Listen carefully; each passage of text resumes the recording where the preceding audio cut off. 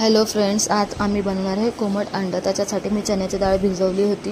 आता मी मिक्सरच्या जारमध्ये ॲड केले आहे जिरे, लसूण आणि मिरची। त्यांना चांगलं ड्राय करून घेणार आहे, ड्राय रोस्ट करून घेणार आहे, सॉरी रोस्ट नाही, ड्राय करून घेणार आहे। आता मी टाकली चण्याची डाळ।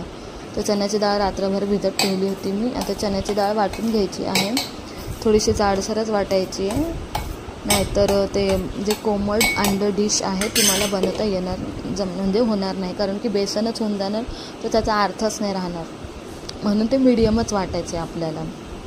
आता मीडियम वाटल्यानंतर बघा हे असं करायचं आहे। त्याच्यानंतर मी तेल घेते, त्याच्यामध्ये राई जिरं टाकले, मग कांदा सोडला आहे। आता मी हळद टाकते त्याच्यात, कांद्याला चांगलं पिंकिश होऊ दिलं आहे। नंतर हळद टाकल्यानंतर मी त्याच्यामध्ये ॲड केली, आता मी हिंग पण ॲड केली होती। मी हिंग तुम्हाला जेवढे प्रमाणात टाकायचे तेवढं टाका, कारण की ते चण्याच्या डाळीचं आहे, जेणेकरता ॲसिडिटी किंवा तुम्हाला त्रास होऊ शकतो। आणि मग मी आता हे चण्याच्या डाळीचं कोमट अंडं सोडलं आहे, कोथिंबीर सोडली आहे। आता त्याला चांगलं मिक्स करून घ्यायचं आहे, एकदम सुंदर मिक्स करून घ्यायचं आहे। आणि थोडा वेळ 15-20 मिनटं त्याला रेस्ट द्यायची। आणि बघा हे असं रेडी होऊन येईल। Tada! Thank you so much, please watching, subscribe.